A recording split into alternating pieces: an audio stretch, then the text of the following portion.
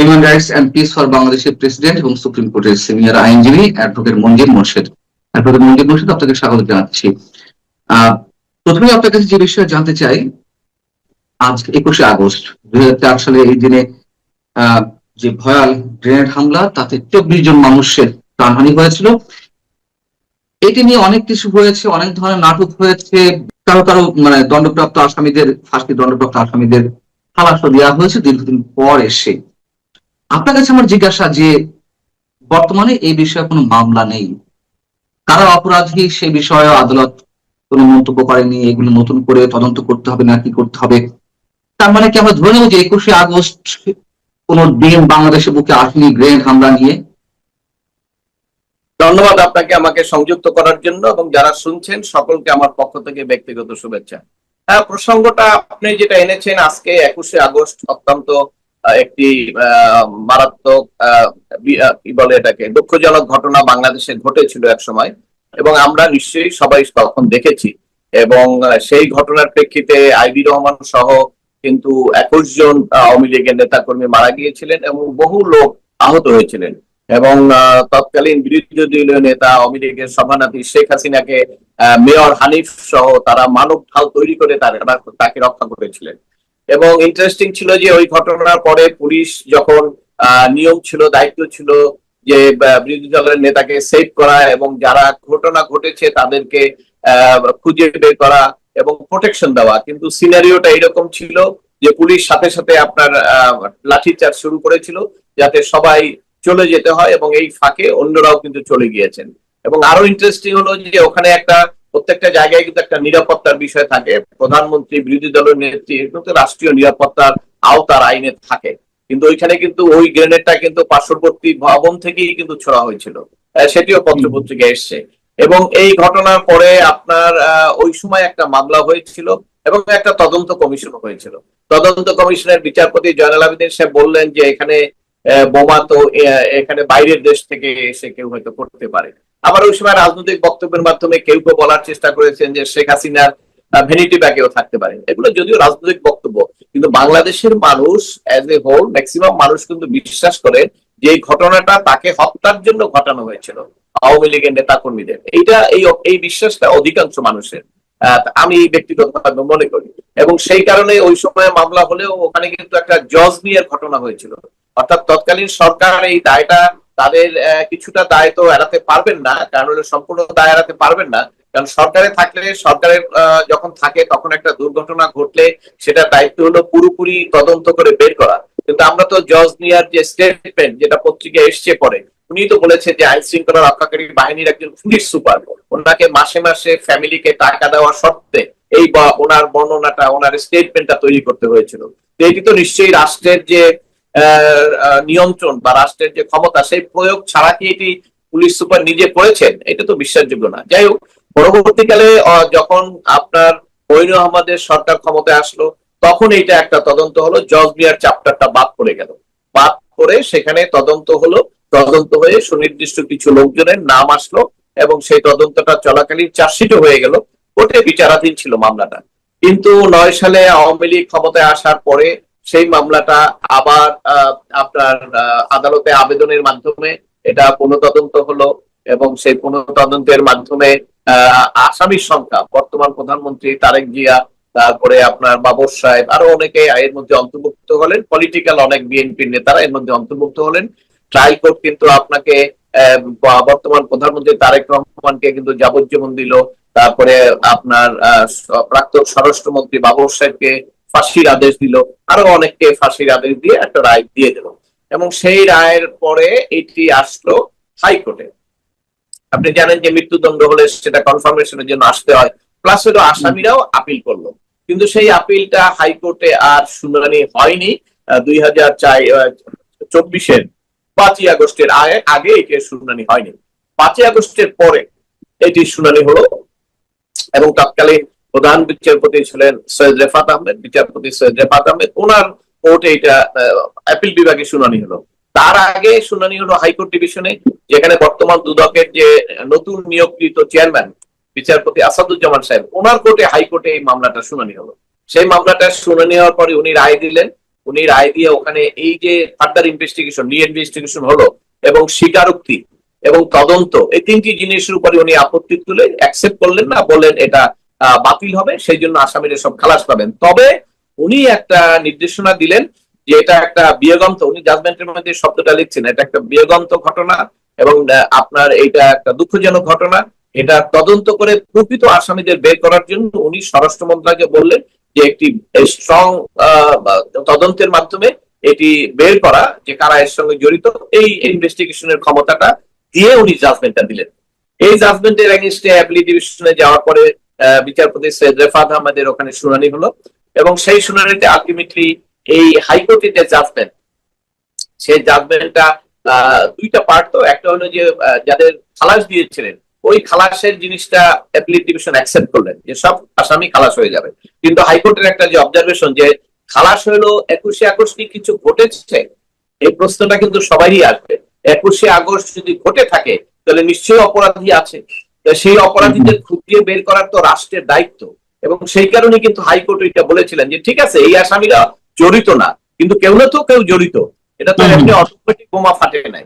তো সেই কারণে কিন্তু হাইকোর্টের নির্দেশনা ছিল, কিন্তু আপিল বিভাগ সেটি কি করলেন, সেটিকে এক্সপান্স করে দিলেন। অর্থাৎ এই যে একটা তদন্ত করে প্রকৃত অপরাধীদের বের করার সুযোগ সৃষ্টি হয়েছিল হাইকোর্টের রায়তে, প্রধান বিচারপতির নেতৃত্বে যখন সৈয়দ রেফাত আহমেদ ছিলেন তখন এইটিকে আপনার রায় দিয়ে ওইটাকে এক্সপান্স করে দিলেন। অর্থাৎ এপিল বিভাগের রায় পরে এটিকে আপনাকে ক্লোজ হয়ে গেল চ্যাপ্টার, মানে আপনি ভুলে যেতে হবে এটার কোনো বিচার আর হচ্ছে না। কারণ হলে এইখানে যে 21টা লোক মারা গেল তাদের যদি বিচারের কোনো আকুতি থেকে তাদের পরিবারের, কিন্তু সেটি যদি আপনি বলেও থাকেন যে আমার বিচার পাওয়ার অধিকার আছে, কিন্তু আপিল বিভাগের রায়ের মাধ্যমে সেই অধিকারটা খর্ব হয়ে গেল, একদম ক্লোজ হয়ে গেল। কারণ আপনি জানেন যে মামলায় তদন্ত হয়ে চার্জশিট হয়ে বিচার হয়ে আপিল বিভাগ পর্যন্ত শেষ হয়ে যায়, সেখানে কিন্তু আর নতুন করে এখানে কোনো পুলিশের কোনো সুযোগ নাই কোনো কিছু করার। কাজে সেদিক থেকে বললে আপনি যদি প্রশ্ন করেন যে 21শে আগস্ট কি কিছু ঘটেছে, ঘটেছে এটা বললেও কিন্তু এত কেউ ঘটায় নাই, এই জিনিসটা তো চলে আসছে, কারণ ঘটানোর জন্য কাউকে ঠিক করা যাচ্ছে না। আসমান থেকে ঘটেছে, হযরত আজরাইল আলাইহিস সালাম অথবা হযরত ইসরাফিল আলাইহিস সালাম সিংহায় ফু দিয়েছে আর ঘটে গেছে, বিষয়টা এরকম না। এটা তো ওই যে বললাম দুটি খবর ওই সময় ছিল, একটা হলো কেউ কেউ রাজনৈতিক ভাবে বলছিলেন যে শেখ হাসিনার ভ্যানিটি ব্যাগে নাকি বোমা ছিল, আর বিচারপতি জয়নাল আবেদীন বলেছিলেন যে এটা এটা ইন্ডিয়ান মানে এজেন্সি, কোনো বিদেশি এজেন্সি, এটা ইন্ডিয়ান না বলে বিদেশি এজেন্সির ষড়যন্ত্রের ফসল। কাজে ওই দুইটাও ওই সময় বলা হয়েছিল এবং ওইটিও যে দুইটাই যে আসলে এগুলা গ্রহণযোগ্য না এবং এটা মিথ্যা আপনার বয়ান, এটা কিন্তু এদেশের অধিকাংশ মানুষ সেটা বুঝেছে। এবং সবচেয়ে হলো আপনি যাই যা করেন না কেন মানুষ কিন্তু তার বোঝার ক্ষেত্রে ভুল করে না, অতএব ওই বোঝাটা এটা ভুল করে না এবং সেটা বুঝেছে। হ্যাঁ, আপনার প্রশ্ন আসতে পারে যে আপনি পরবর্তীকালে সাপ্লিমেন্টারি চার্জশিট দিয়ে তারেক রহমান সাহেবকে অন্তর্ভুক্ত করলেন, কিন্তু মঈন আহমদের সময় যে সরকার ছিল সেই সরকারের সময় তো ধরেন সে আওয়ামী লীগেরও না বিএনপিরও না, অর্থাৎ সেইখানে তদন্তটাও যদি আপনি মনে করেন যে আমার দৃষ্টিতে সেই তদন্তটাও তো একটা গ্রহণযোগ্যতা থাকা উচিত ছিল, কিন্তু সেই তদন্তটাও তো আপনার আউট হয়ে গেল, তাই না? চলতি যে কথাবার্তা সেটি আলোকে যদি আমরা ধরি, জজবিয়া নাটক, শেখ হাসিনা ভ্যানিটি ব্যাগে করে নিজে গ্রেনেড নিয়ে গেছেন, কিংবা ওয়ান ইলেভেন সরকারের সময় যেই চার্জশিট যে তদন্ত রিপোর্ট সেখানে তারেক রহমান সাহেবের নাম ছিল না, পরবর্তীতে আবার আওয়ামী লীগের সময় সেটি সম্পূরক প্রতিবেদনে তারেক রহমান সাহেবের নাম এলো। মানে সরকারগুলো যেভাবে চাইছে আদালত সেভাবেই রায় দিচ্ছে, আমরা কি এমনটাই ধরে নিব? না, তেমনটা বলার তো সুযোগ নাই। কারণ হলো যে আপনি জানেন যে আমাদের দেশের যে বিচার বিভাগ এখানে দুটো পার্ট, একটা হলো সুপ্রিম কোর্ট আর একটা হলো নিম্ন আদালত। নিম্ন আদালত যেহেতু আইন মন্ত্রণালয়ের অধীনে এবং তাদের জাজদের ট্রান্সফার পোস্টিং এগুলো যেহেতু তাদের অধীনে, এটা 5ই আগস্ট 2024 আগে এক ধরনের কথা আমাদের ছিল, সেটা হলো যে হ্যাঁ সরকার চাইলে অনেক কিছুই করে এবং সেটা করেছে। কারণ আপনি জানেন যে খালেদা জিয়ার মামলার সার্টিফিকেট কপি এটা তো 2 মাস লাগে না, এটা তো সরকারের হস্তক্ষেপ ছাড়া এটা হয় না, সার্টিফিকেট কপি পাইতে 7 দিন লাগে, কিন্তু এটা হয়েছে ঘটনা। কিন্তু 5ই আগস্টের পরের ঘটনা আবার ডিফারেন্স, সেটা হলো সরকার 5ই আগস্টের পরে একটা মব কালচার হয়েছে, বিচার বিভাগের কণ্ঠ চেপে ধরে নিম্ন আদালতের বিভিন্ন রকমের কর্মকাণ্ড হয়েছে। এবং এটাও দেখেছেন যে বিচারকরা যখন আসামির নাম জিজ্ঞেস করছে বাদীকে যে নাম বলেন, সেটার উপরে বিদ্রোহ করে আইনজীবীরা তাকে কোর্ট থেকে নামিয়ে দিয়ে পরবর্তীকালে জোর করে সে সমস্ত আদেশ দিতে হয়েছে। সেই ইতিহাসটা কিন্তু আমরা ভুলে যাচ্ছি না। নিম্ন আদালতের উপরে সেই ধরনের খড়গ বা সেই ধরনের সবকিছুর যে প্রভাব সেটি কতদূর আছে এটা দেখলেই বুঝতে পারবেন। কারণ হলো যে আপনি এখনো গেলে দেখবেন যে আপনার যখন সোনারেস্ট করা হয় একটা মামলায় 7 বার 8 বার সোনারেস্ট, কিন্তু এখানে তো সোনারেস্টের বিধানটা হইলো যদি কোনো মামলায় সুনির্দিষ্ট সম্পৃক্ততা পাওয়া যায়। কিন্তু যে সমস্ত মামলায় সম্পৃক্ততা পাওয়া যায় না, যার সোনারেস্ট করা হলো, তাহলে ওই আদেশটা কে দিচ্ছেন? ওই ম্যাজিস্ট্রেট তো দিচ্ছেন। তো ওই ম্যাজিস্ট্রেট যে দিচ্ছেন সেটাকে আইন অনুযায়ী দিচ্ছেন। তাহলে এখানে তো আপনাকে প্রচ্ছন্ন শক্তি যে আছে এটা তো অস্বীকার করার কোনো উপায় নেই। তাহলে 5ই আগস্টের পরে এক ধরনের যে পরিস্থিতি ছিল সেটা যে সরকারের ইচ্ছার বাইরে বা সরকারের আপনার সরাসরি আপনার যে আপনার কি বলবে পরিকল্পনার বাইরে অনেকেই অনেক কিছু করেছে সেই সুযোগ ছিল না। কারণ যদি বিচারকরা সেটা করতেন তাহলে তো ওই বিচারক বিপদে পড়তেন, তাই না? ধরেন শেখ হাসিনার সময় এসকে সিনহা একটা জাজমেন্ট দিয়েছিলেন, সরকার চায় না এটা হোক, তারপরে সে একটা বিপদে পড়লো না? ওই ওই উদাহরণটা তো আছে। কাজে ওইখানেও 5ই আগস্টের পরে ওই বিচারকরা ওইভাবে যদি করতে যাইতেন তাহলে সেখানে তাদের তো একটা বিপদ হতো, এটা আমরা বুঝতে পারি। এবং সেই ক্ষেত্রে কিন্তু অবশ্যই একটা পরিস্থিতি ছিল। তবে 12ই ফেব্রুয়ারি নির্বাচনের পরে পরিস্থিতি অনেকটা চেঞ্জ হয়েছে। 12ই ফেব্রুয়ারি নির্বাচনের পরে ধীরে ধীরে আমরা বিচার উচ্চ আদালতের আগের অবস্থা দিলেন সোন অ্যারেস্টের ক্ষেত্রে, সেই সোন অ্যারেস্টের ক্ষেত্রেই একটু খোদ উচ্চ আদালত থেকে যে নির্দেশনাটি এলো, যেটি নিয়ে গত 2 বছর ধরে কথাবার্তা হচ্ছে যে ফেক মামলায় মানুষকে সোন অ্যারেস্ট দেখানো হচ্ছে, মানে সম্পর্ক প্রতিবেদন ঠিক নয়, মানে কি বলে অজ্ঞাতনামা আসামি হিসেবে নতুন নতুন মামলা ঢুকানো হচ্ছে, জেল থেকে জেল গেটে আসার সঙ্গে সঙ্গেই আবার ওই আসামিকে বের হতেও দিচ্ছে না, তাকে পেন্ডিং মামলায় জড়িয়ে দেওয়া হচ্ছে। হাইকোর্ট তো নির্দেশ দিয়েছিল যে সোন অ্যারেস্ট দেখানো যাবে না, সেটি উচ্চ আদালত স্থগিত করবে। খায়রুল সাহেবের মামলায় ওনাকে করা ওই সবকিছু অপপ্রয়োগ করা যায়, তাই না? ওইটাই খায়রুল সাহেবের মামলায় পরবর্তীকালে আরো একটা মামলা হয়েছে, কিন্তু মেইনলি হলো খায়রুল সাহেবের মামলায় প্রথম এটা হয়েছে। এবং সেইটা গভর্নমেন্ট যখন আপিল করলো, অন্তর্বর্তীকালীন আদেশের আগে সে আপিল করলো, আপিলে অন্তর্বর্তীকালীন আদেশটা স্থগিত হলো। স্থগিত হওয়ার পরে পূর্ণাঙ্গ কোর্টে যাওয়ার পরে তখন কোর্ট এই আদেশটা দিলেন যে স্টে যেহেতু আছে এটা কন্টিনিউ, কিন্তু ওই যে রুলটা শুনানির জন্য যেটা 4 সপ্তাহ পরে শুনানি হলে ওখানে চূড়ান্ত রায় আসবে, সেই রায়ের উপরে কি ব্যাখ্যা দেন। কারণ আপনি জানেন যে একটা ক্ষমতা সিএনপিসি তে দেওয়া আছে, কিন্তু ক্ষমতাটা অপব্যবহার হচ্ছে যে সেইটার ব্যাপারে আপনার এইটা কিন্তু নতুন করে বলতে হয় না। কারণ আপনি জানেন যে এর আগে আমার যতদূর ধারণা ব্লাস্টের একটা মামলায় 54, 167 এগুলোর ব্যাপারে আদালত চূড়ান্ত ভাবে অনেক নির্দেশনা দিয়েছেন এবং সেটা আপিল পর্যন্ত শেষ হয়ে গেছে।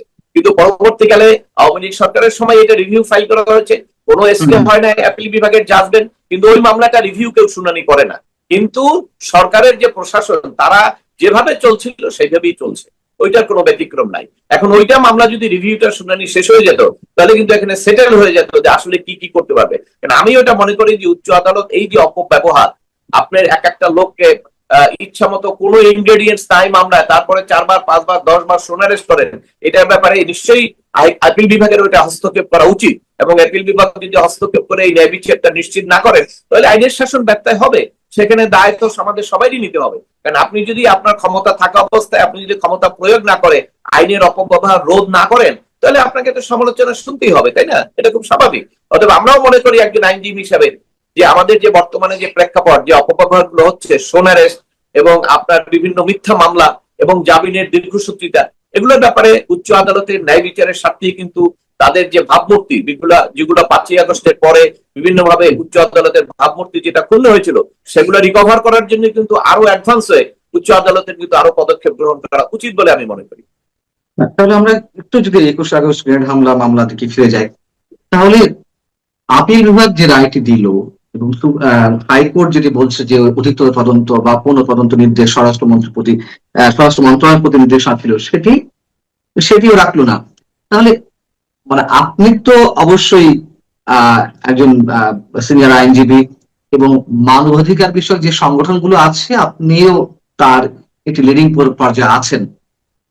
আমি যদি ওই জায়গা থেকে জিজ্ঞেস করি যে সুপ্রিম কোর্ট বা আপিল বিভাগের যে রায়টি সবাইকে খালাস দিল বা যাদেরকে জড়ানো হয়েছিল তাদেরকে মুক্তি দিল, সব ঠিক আছে, কিন্তু এই যে হাইকোর্টের নির্দেশনাটি বহাল রাখলো না, এর মাধ্যমে কি আমরা বলবো যে আমরা মানে এই রাষ্ট্র বা রাষ্ট্র তো একটা বিমূর্ত প্রতীক, আমরা কথা কথা রাষ্ট্র বলি নিজেদেরকে সেফ জায়গা রেখে, দেশের মানুষ বা যারা বিচার প্রার্থী তারা কখনো কখনো আদালতের মাধ্যমে, এমনকি উচ্চ আদালতের মাধ্যমেও নিগ্রহের শিকার হচ্ছে, বঞ্চনার শিকার হচ্ছে। এবং 21শে আগস্ট গ্রেনেড হামলা তো জ্বালাতন কোনো মামলা নয়। এই ঘটনাও তো মানে একটা বোমা ফাটলো, মানে একটা বোমা মারলো, হয়তো কিছু ক্ষয়ক্ষতি হলো, 24টা মানুষের প্রাণ ঝরে গেল। এর বিপক্ষে বা এটি নিয়ে আপিল বিভাগ কোনো বিশেষ করে নির্দেশনা দিতে পারলো না, এটি কি আপনি কি বলবেন? তাহলে আমরা কি বলছিলাম যে সরকারকে তুষ্ট করার জন্য উচ্চ আদালত কাজ করছে কিনা, এখানে আমরা কি ধরে নিব? দেখুন, আমরা তো অন্তরের কথা তো আপনি জানেন যে খুবই একটা বাস্তব সত্য। আমার অন্তরের কথা আপনি বলতে পারবেন, আপনার অন্তরের কথা আমি বলতে পারি না। তবে বাইরের থেকে যেটা দেখা যায় সেখান থেকে এক একজন লোক এক এক ধরনের অ্যানালিসিস করে নেবে, এটা আপনার মত প্রকাশের স্বাধীনতা।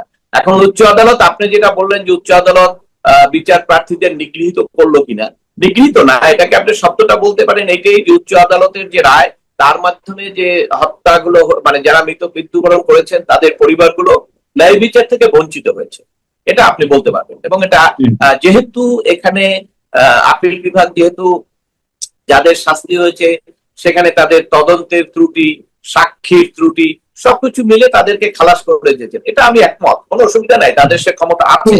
কিন্তু আমার প্রশ্ন হলো, তাহলে প্রকৃত অপরাধীদের আপনি যখন চূড়ান্ত পর্যায়ে একটা সিদ্ধান্ত দিয়েছেন, আপনি জানেন যে চূড়ান্ত পর্যায়ে আপনি সিদ্ধান্ত দেওয়ার পরে আর কোনো দরজা খোলা থাকে না।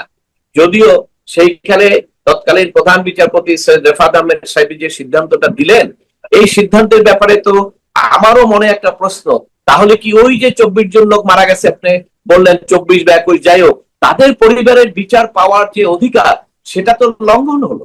কাজে এটা আমাদেরকে ভবিষ্যতের দিকে তাকিয়ে থাকতে হবে, যেটাও কি একটা ভুল হলো কিনা সেটা আমাদেরকে ভবিষ্যতের দিকে তাকিয়ে থাকতে হবে। তবে মানুষের ওই যে আপনি বললেন যারা মৃত্যুবরণ করছেন তাদের পরিবারের যে বিচার পাওয়ার যে অধিকার, সেটি যে আপনার বিচার পাওয়ার অধিকার থেকে তারা বঞ্চিত হচ্ছে, এটা আপাতত আমি দেখতে পাচ্ছি যে বঞ্চিত হচ্ছে। কিন্তু সংবিধান তো আপনার বঞ্চিত হওয়ার কথা বলে নাই, সংবিধান তো আপনাকে বলেছে বিচার পাওয়ার অধিকার প্রতিষ্ঠা। আমরা এটাকে কি বলবো, এটা আপিল বিভাগের ভুল নাকি সংবিধানের বিপরীতে গিয়ে কাজ করা? না, বিপরীতে গিয়ে কাজ করে সেটা আমি বলবো না, কারণ হলো সংবিধানের যে নির্দেশনা আছে ওনাদের স্টাইল ওনারা কাজ করেন। অতএব ওনারা সংবিধানের আলোকে আপনার ন্যায় আর্টিকেল 104 এর যে আপনার কমপ্লিট জাস্টিসের যে বিধানটা প্রয়োগ করা, সেই জায়গাটায় আপিল বিভাগ ব্যর্থ হয়েছে। এটি আমি বলবো যে এটা সুযোগ ছিল, তারা এটা করতে পারতেন, কিন্তু আর্টিকেল 104 এর কমপ্লিট জাস্টিস করার যে ক্ষমতা, যেটার মাধ্যমে ওই মৃত ব্যক্তিদের পরিবারদের বিচার পাওয়ার অধিকার প্রতিষ্ঠা হতো, সেটি প্রয়োগ করতে আপিল বিভাগ ব্যর্থ হয়েছেন এই রায়ের মধ্যে। এটা আমার কাছে দৃষ্টিগত, এটি আমার কাছে মনে হচ্ছে। এখন আপনি বলছেন যে আপিল বিভাগের যে রায় সেটির মধ্য দিয়ে এখন এটির বিচার প্রক্রিয়া প্রায় ক্লোজ, মানে বিষয়টি তাই। যদি তাই হয়ে থাকে তাহলে এই 21শে আগস্ট গ্রেনেড হামলার যে বিষয়টি, এটি নিয়ে আপাতত মানে সংক্ষুব্ধ কোনো পক্ষ আদালতে যাওয়ার আর তাদের পথ আছে কিনা? না, সংক্ষুব্ধ পক্ষের নাই, তবে এখানে আইনে যেটা আছে সেটাও খুব ডিফিকাল্ট। কারণ আপনি জানেন যে উচ্চ আদালত থেকে যখন একটা সর্বোচ্চ রায় হয়ে যায়, আপনি জানি না এটা রিভিউ হয়েছে কিনা। রিভিউ না হলে সেখানে রিভিউ হওয়ার সুযোগ আছে, আর রিভিউ যদি হয়ে যায় তাহলে এখানে সুপ্রিম কোর্ট রুলস অনুসারে এটা ক্লোজ, এখানে আর কোনো সুযোগ নাই। তবে এই যে আমাদের যে আর্টিকেল 67 এ যে আপনার ফার্দার ইনভেস্টিগেশনের ক্ষমতা, সেখানে সংক্ষুব্ধ ব্যক্তি না, সেটা হলো তদন্তকারী কর্মকর্তা আদালতের অনুমতি নিয়ে কোন নতুন তথ্য, নতুন কিছু যদি পাওয়া যায় সেক্ষেত্রে তারা ফার্দার ইনভেস্টিগেশন করতে পারেন। কিন্তু এখানে আমি যেটা মনে করি সেই সুযোগটা তারা পাবেন না, কারণ যেহেতু সর্বোচ্চ আদালত থেকে সেই সুযোগটা, নির্দেশনাটা এক্সপান্স করে দিয়েছেন হাইকোর্টের। অথবা আপনি যদি এখন ম্যাজিস্ট্রেটের কাছে গিয়ে এই কোন নতুন তথ্য পেয়েছেন, ফার্দার ইনভেস্টিগেশন করার অনুমতি দাও, এরকম যদি কোনো কিছু চানো, ওই ম্যাজিস্ট্রেট সেটা দিতে সাহস পাবে বা দিবে, এটা আমার কাছে মনে হয় না, একটা পয়েন্ট। আর সেকেন্ড হলো আইও ইনভেস্টিগেশন অফিসারও, সেও তো সরকারের অধীনে কাজ করে। এই সরকার তো তাদের প্রধানমন্ত্রীকেই তো ওই সময় আসামি করা হয়েছিল, শাস্তি হয়েছিল। এই সরকারের পক্ষে তো এমনটা আমি মনে করি না যে তারা আবার পুলিশকে বলবে যে ফার্দার ইনভেস্টিগেশন করার জন্য তোমরা প্রসিড করো, এটা আমার কাছে মনে হয় না। কারণ রাজনৈতিক ভাবে সেই ইকুয়েশনে তো আমরা নাই যে একটা দল, প্রত্যেকটা দল তার দলীয় চিন্তা চেতনার বাইরে গিয়ে ন্যায় বিচারের ব্যাপারে চিন্তা ভাবনা করবেন, মানুষের অধিকারের ব্যাপারে কাজ করবেন, ওই রকম প্র্যাকটিস আমাদের বাংলাদেশে এখনো হয়নি। কাজে সেটিও হয়তো সম্ভাবনা নাই। ওই দুটি আলোচনা করি আমি বলবো আলটিমেটলি এখানে ক্লোজই হয়েছে, কারণ যদিও একটা সুযোগ আছে কিন্তু সেই সুযোগটা ব্যবহার করার সম্ভাবনা খুবই ক্ষীণ। এবং দুইটাই কারণ নেই, একটা হলো যে আদালত ওই রকম কিছু ফার্দার ইনভেস্টিগেশন দেবে না, যেহেতু অ্যাপিল বিভাগ ওই ফার্দার তদন্তের জন্য যে হাইকোর্টের নির্দেশন এক্সপান্স করে দিয়েছেন, অর্থাৎ ওনাদের ইচ্ছাটা বোঝা যায়। অর্থাৎ সেই ক্ষেত্রে ওই ইচ্ছার বাইরে গিয়ে নিম্ন আদালত সরাসরি কোনো নির্দেশনা দেয়নি, আপিল বিভাগে সরাসরি কোনো নির্দেশনা দেয়নি যে আর কোনো তদন্ত করা যাবে না। না হাইকোর্ট না, ওটা লাগে না তো, আপনাকে জাজমেন্টটা পড়তে হবে এইভাবে। তো হাইকোর্ট নির্দেশনা দিয়েছিল যে স্বরাষ্ট্র মন্ত্রণালয়কে যেটা একটা অরিজিনাল যারা অপরাধী তাদেরকে বের করা দরকার, এটা একটা দুঃখজনক ঘটনা। হাইকোর্টের জাজমেন্টও ধরেন একদিকে কিন্তু এটা খুবই ভালো ছিল যে ঠিক আছে বেরো, তোমরা যখন বলছো এরা ছিল না, কারা ছিল, তাহলে তো বিচারটা হইতো, বিচারটা পাওয়া যেত। কিন্তু সেইটা টেকনিক্যাল গ্রাউন্ডে আইনের ব্যাখ্যা দিয়ে আপিল বিভাগ ওটা এক্সপান্স করে দিয়েছেন, ঠিক আছে, সেটাও মেনে নিলাম। কিন্তু আপিল বিভাগের হাতে তো একটা কমপ্লিট জাস্টিসের সুযোগ ছিল, সেটির মাধ্যমে তো এটা করতে পারতেন, কিন্তু আপিল বিভাগ করেন নাই। এটি আমি মনে করি যে যারা বিচার প্রার্থী আছে তাদের একটা